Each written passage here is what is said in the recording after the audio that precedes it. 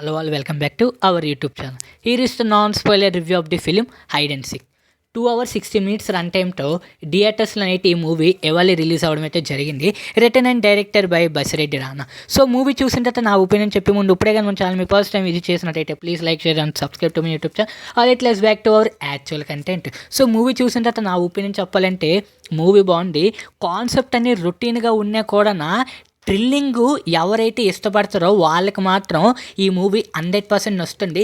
అలాగే మెయిన్లీ ఈ movie youth 100% చూడాల్సిందే.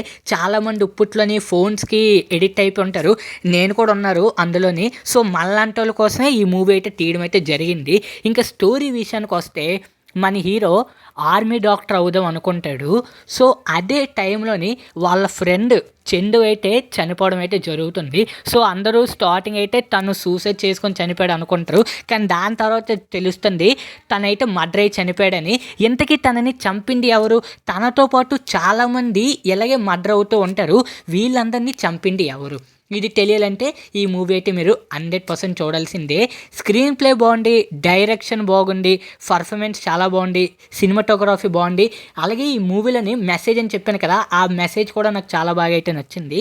అండ్ ఫైనల్లీ నెగిటివ్ విషయంలోకి వస్తే సాంగ్స్ పెద్దగా నాకు ఏం అనిపించలే, కానీ ఓవరాల్గా మూవీ మాత్రం నాకు చాలా బాగా అనిపించింది. 2 గంటల 16 నిమిషాల్లోనే మూవీ బాగా తీశారు.